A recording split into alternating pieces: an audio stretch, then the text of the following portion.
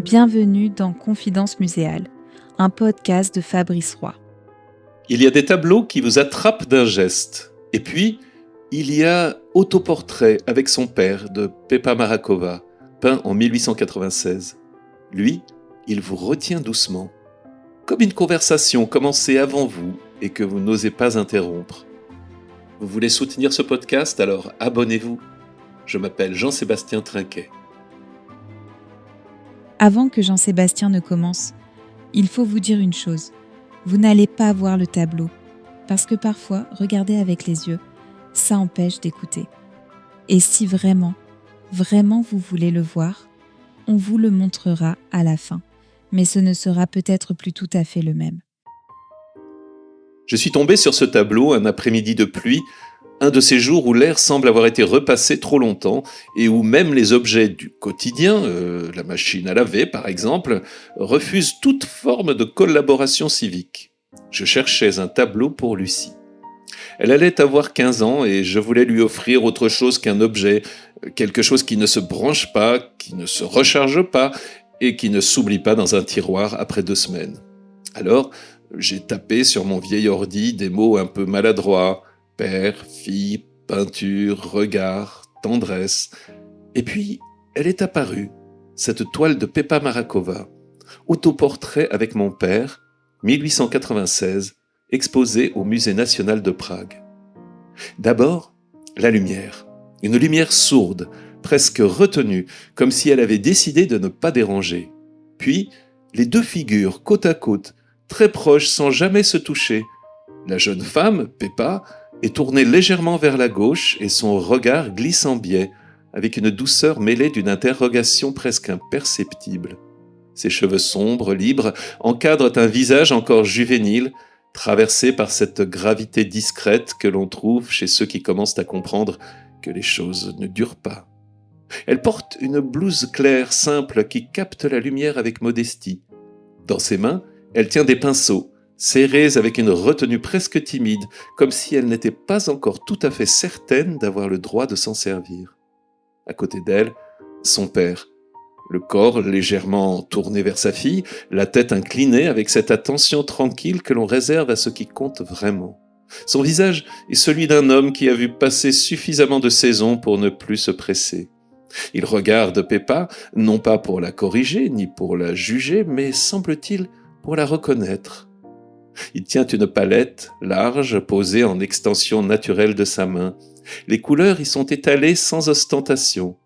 Elles attendent leur tour. Parmi celles-ci, on devine une touche d'ocre et un vert assourdi. Ce qui frappe sur ce tableau, ça n'est pas ce que font le père et sa fille, c'est ce qu'ils ne font pas. Aucun des deux ne peint. Les pinceaux sont là, évidemment, les couleurs aussi, le métier est présent, presque solennel, mais il est suspendu. On dirait que la peinture elle-même avait cédé sa place à quelque chose de plus important. Quelque chose passe entre eux, sans mots, sans gestes, une transmission si discrète qu'elle en devient presque invisible. Pepa Marrakova était la fille de Julius Marak, un grand paysagiste tchèque et professeur respecté à l'Académie de Prague. Elle n'était pas née dans un atelier, mais les arbres que peignait son père, elle les a probablement vus avant même de savoir les nommer. Grandir auprès d'un peintre, c'est apprendre que le monde peut être regardé autrement, mais c'est aussi découvrir, un jour, qu'il faudra regarder seul. Et ce tableau, je crois, parle de ce moment précis. J'ai regardé ce père avec une forme de curiosité administrative, parce que les papas, on ne les regarde pas vraiment. On les traverse, on les suppose, on les reconstruit plus tard, trop tard, souvent avec des morceaux mal ajustés. Le mien, de papa, il s'appelait Edgar, il travaillait au BHV à Paris, au rayon bricolage. Il ne peignait pas des paysages, bien sûr, mais il savait très bien distinguer une vis qui tient d'une vis qui lâche, ce qui, à bien y réfléchir, est une forme de clairvoyance assez utile dans la vie. Il testait toujours les outils avant de les vendre. On ne transmet pas quelque chose qu'on n'a pas essayé, disait-il. Et je crois qu'il ne parlait pas que des tournevis. Dans ce tableau, il n'y a rien d'héroïque, rien de spectaculaire. Juste deux êtres avec leurs outils et cette chose invisible qui circule entre eux sans bruit, sans démonstration.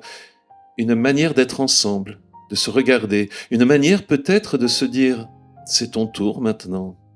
Et sans m'en rendre compte, ça n'était plus Peppa que je regardais, c'était Lucie. Est-ce que ma fille voit en moi cet homme qui tient encore ses pinceaux, mais qui hésite un peu sur la couleur ? Ou est-ce qu'elle voit quelqu'un qui essaye simplement de rester là, suffisamment longtemps pour ne pas disparaître trop vite ? J'ai fini par commander cette reproduction de l'œuvre, mais en réalité, je crois que ce que j'ai offert à Lucie, ce n'est pas une image, c'est une vision d'amour. Ce moment suspendu où rien ne se passe et où tout se transmet. Le soir de son anniversaire, Lucie a ouvert le paquet et elle a regardé le tableau, puis elle a levé ses grands yeux sur moi. Elle a dit « C'est nous, mais en mieux dessiné ». J'ai trouvé ça d'une précision presque inquiétante. Depuis, je repense souvent à ce père, à sa manière de ne pas peindre, à son visage penché vers sa fille, et je me dis que peut-être on ne transmet jamais vraiment un savoir. On transmet une façon de regarder le monde, et parfois, c'est déjà beaucoup. Carnet de la cuisine, mercredi 21h14, écriture de Lucie à l'encre bleue. Papa, encore merci pour le tableau. Je crois que je l'ai adopté. La fille a l'air très sérieuse. Moi, à sa place, j'aurais déjà renversé la palette. Le père, lui, fait semblant d'être calme, un peu comme toi, quand tu fais semblant de lire alors que tu m'écoutes respirer. Je crois que vous avez le même truc. Vous regardez pour vérifier que ça tient encore.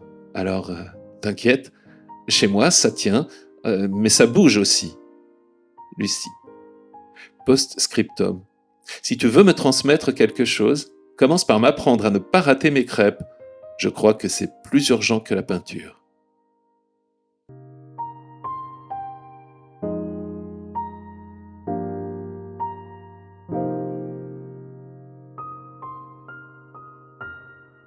Confidence muséale, une série imaginée et racontée par Fabrice Roy. Pour suivre les prochaines confidences, abonnez-vous.